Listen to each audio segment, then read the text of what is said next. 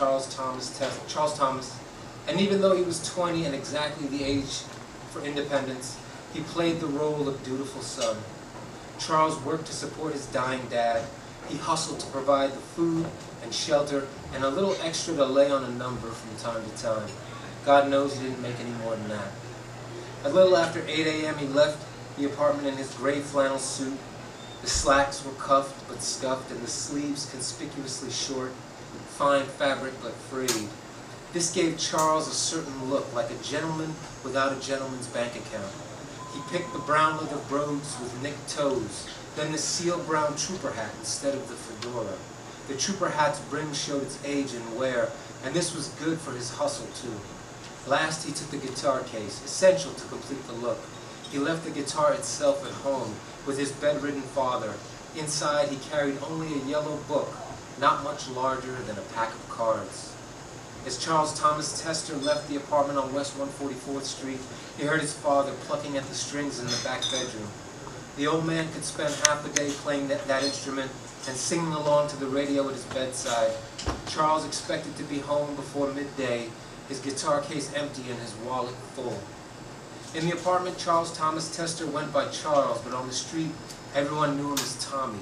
Tommy Tester, always carrying a guitar case. This wasn't because he aspired to be a musician. In fact, he could barely remember a handful of songs, and his singing voice might be described kindly as wobbly. His father, who'd made a living as a bricklayer, and his mother, who'd spent her life working as a domestic, had loved music. Dad played guitar, and Mother could really stroll on a piano. It was only natural that Tommy Tester ended up drawn to performing, the only tragedy being that he lacked talent. He thought of himself as an entertainer.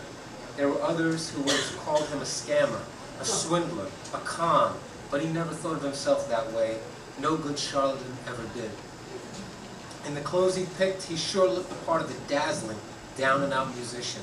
He was a man who drew notice and he enjoyed it.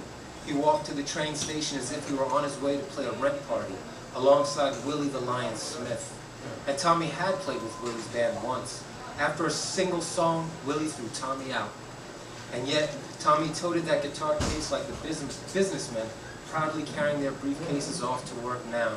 The streets of Harlem had gone haywire in 1924, with blacks arriving from the South and the West Indies. A crowded part of the city found itself with more folks to accommodate. Tommy Tester enjoyed all of this just fine. Walking through Harlem, first thing in the morning was like being a single drop of blood inside an enormous body waking up. Brick and mortar, elevated train tracks, and miles of underground pipe. This city lived. Day and night he thrived. Tommy took up more